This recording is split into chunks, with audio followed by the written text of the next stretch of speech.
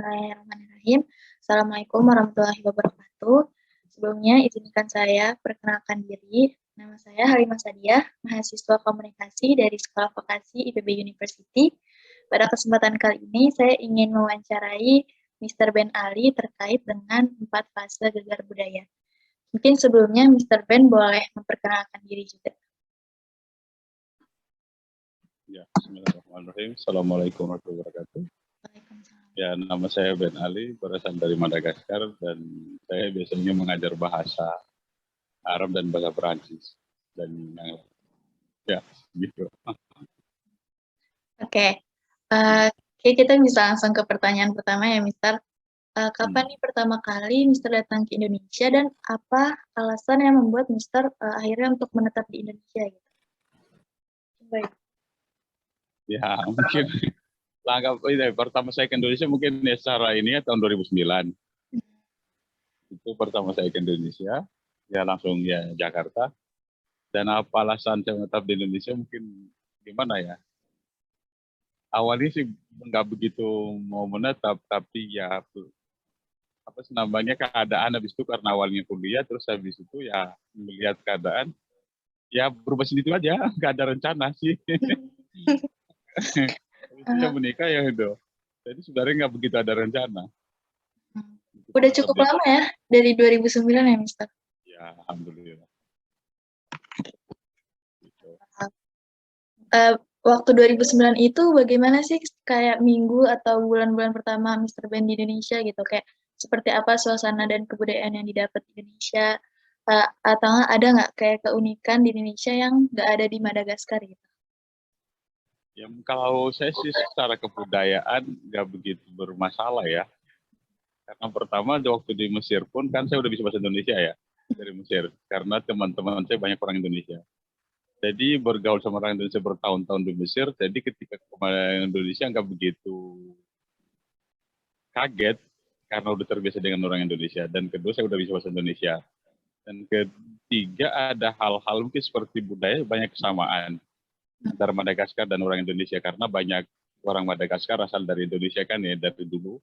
Bahasa pun banyak kesamaan, jadi saya nggak begitu kaget. Makanan pun nggak jauh beda, sama makan nasi dan lauk kan, jadi saya nggak begitu kaget. Mungkin hal yang bikin kaget lihat kota Jakarta sangat luas, dan satu mungkin paling pertama bikin kaget itu lihat motor di jalan, kebanyakan motor itu kaget. Mungkin hal yang itu mungkin kaget, tapi sisanya sih nggak banget ya, karena sudah terbiasa dengan teman-teman orang Indonesia. Oke. Jadi nggak banyak kagetnya gitu.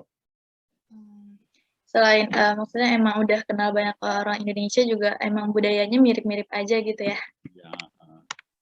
Ya. Setelah berjalan selama beberapa bulan nih, kayak apakah Mr. Ben pernah mengalami kesulitan selama berada di Indonesia, kayak makanan yang nggak disuka, atau teknologinya, atau masyarakat setempat gitu, atau bahkan suatu yang membuat Mr. Ben tuh nggak nyaman gitu ketika berada di Indonesia? Kalau urusan makanan sih nggak banyak ya. Mungkin ada beberapa makanan nggak biasa aja. Pertama mungkin kalau yang manis. Kayak banyak orang menggunakan rasa manis dalam makanan karena itu kurang. Karena nggak biasa. Karena biasanya kita kalau lauk itu ya biasanya asin. Kalau yang namanya kue itu manis. Jadi kalau ada kue asin atau ada lauk yang manis, ya itu nggak bisa itu. Jadi itu mungkin kalau di makanan. Kalau sisanya nggak biasa. Tapi kalau hal-hal yang lain bikin kurang nyaman, sering diliatin orang. Oh gitu. Karena beda ya. Jadi karena mungkin sebagai Jakarta sih nggak begitu banget ya.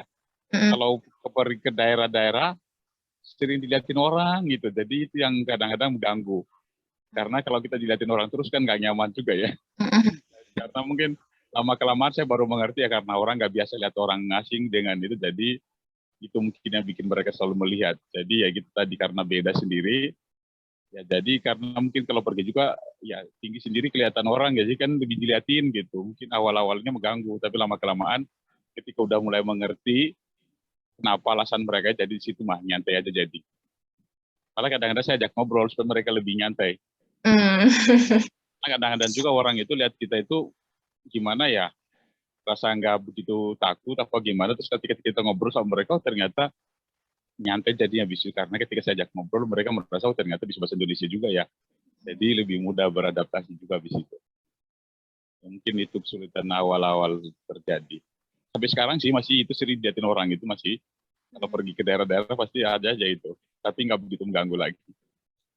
Oke, tetapi kalau misalnya di Jakarta yang masalah dilihatin orang itu nggak terlalu ya?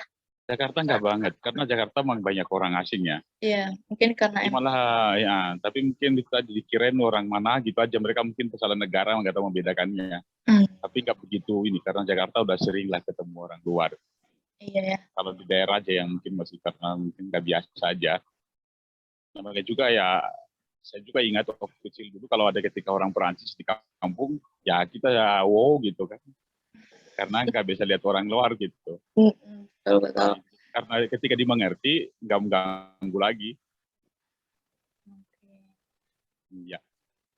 Nah, dari 2009 nih hingga sekarang, bagaimana cara Mr. Ben beradaptasi dengan keberagaman budaya yang ada di Indonesia gitu, atau dengan masyarakat setempat di Indonesia? Bagaimana Mr. Ben beradaptasinya? Yang beradaptasi sih nggak begitu susah, karena mungkin karena saya juga sebelumnya lama di Mesir, berpengalaman di situ. Dan karena di Mesir juga kelebihannya adalah saya waktu tinggal di asrama, saya punya teman berbagai negara, mungkin lebih dari 60 negara. Jadi banyak teman, jadi terbiasa dengan tipe orang mana aja gitu. Orang Asia, orang Eropa, orang Afrika, orang Amerika, saya punya teman semua. Jadi ketika terbiasa dengan orang itu, membantu kita ketika mau ke daerah tertentu, nggak begitu susah lagi. Jadi berarti ketika kita udah mengerti, jadi sebelum masuk tempat, sebenarnya saya gitu dulu. Saya sering membaca tentang Indonesia juga sebelumnya. Baca-baca, terus nonton film Indonesia, dengar. Jadi saya banyak tahu lah, itu juga membantu. Dan saya udah tahu daerah-daerah di Indonesia di mana aja. Jadi ketika itu saya udah banyak tahu informasi, jadi ketika pergi, itu membantu. Jadi ketika nyampe ke Indonesia nggak begitu banyak kesulitan. Adaptasinya langsung lancar-lancar aja, karena saya bisa bahasa Indonesia, itu yang membantu banget. Karena pertama adalah kalau kita udah ngerti bahasa orang, kita kadang-kadang, saya kadang-kadang dianggap mereka itu bukan orang luar. Karena udah dianggap udara Indonesia, jadi nyantai gitu. Jadi pertama sih kuncinya di bahasa sih. Ya sepertinya cerita beradaptasinya lebih ada di Mesir gitu ya? Iya, karena dari sana itu, saya lebih dari 10 tahun di Mesir, banyak teman, dan udah bisa bahasa. Itu jadi adaptasi sebenarnya bukan di Indonesia lagi, jadi adaptasi tempat doang di sini. Kalau orangnya udah, jadi saya beradaptasi dengan tempat aja, bukan dengan orang. Karena orang saya udah terbiasa dengannya dari dulu. Itu yang membantu. Jadi saya dari sana karena punya teman dari semua daerah Indonesia, jadi ketika sini udah nyaman. Gitu. Nah, untuk pertanyaan terakhir nih, apa yang membuat Mr. Ben akhirnya nyaman untuk tinggal di Indonesia gitu? Dari 2019. Ya, mungkin saya nyaman ya karena saya udah menikah. Iya. Kalau udah menikah ya udah, berarti kalau nggak nyaman nggak bakal menikah kan? Kalau udah menikah, udah berkeluarga, ya udah. Dan saya merasa sama aja sih. Selama kita menganggap bahwa ini tempat kita, sebenarnya itu perasaan kita aja ya. Kalau kita menganggap ini tempat kita, semua orang juga baik sama kita, nggak ini, dia tinggal apa ya, nggak ada lagi masalah untuk nggak nyaman.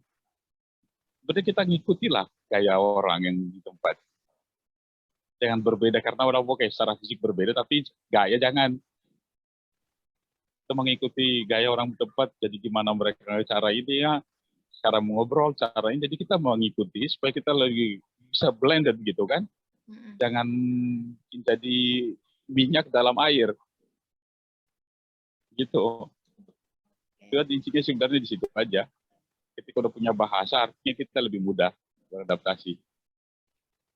Dan kemudian bila saya berkeluarga menikah dengan orang Indonesia, artinya itu artinya dengan tinggal di Indonesia. Jadi semua baik-baik aja, alhamdulillah. Alhamdulillah. Iya.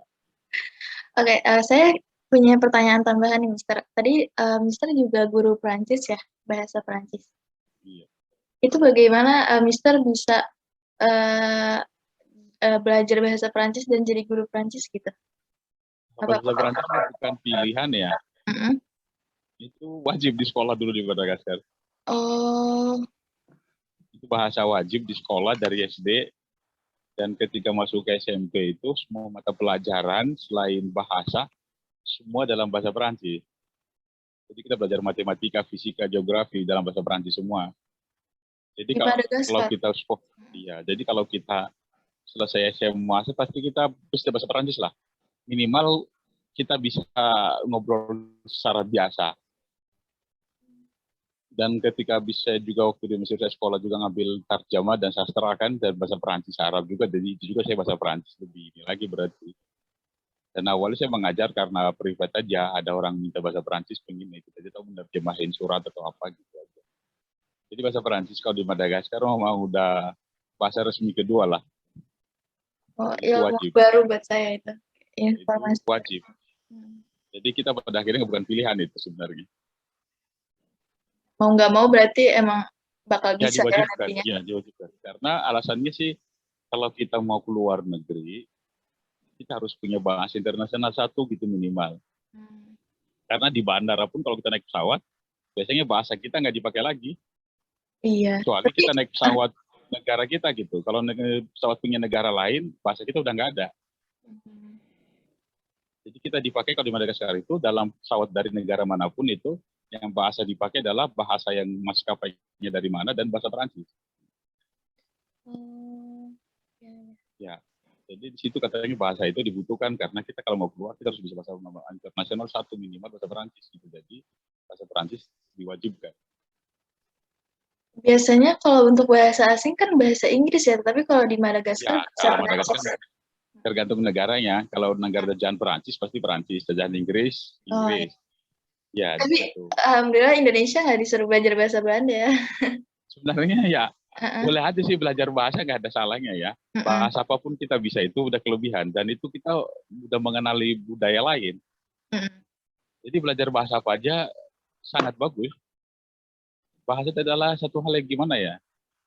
Bahasa adalah sesuatu yang paling unik dan paling enak. Kalau kita bisa bahasa, kita ketemu sama siapa aja, kita bisa ngobrol. Kita bisa belajar hal-hal macam-macam hal lah gitu. Sepertinya saya dulu ke daerah Jogja misalnya, ngerti-ngerti bahasa Jawa enak, ketika orang Jawa ngobrol bisa nangkap. Dan ketika menggunakan kalimat, 1-2 kalimat dalam bahasa Jawa, mereka senang gitu. Sama juga ketika daerah Sunda juga menggunakan 2 kalimat bahasa Sunda, mereka juga senang. Artinya orang senang kalau kita bisa bahasa mereka gitu. Jadi belajar bahasa adalah sesuatu yang luar biasa, bisa bikin kita akrab dengan orang lain. Gitu.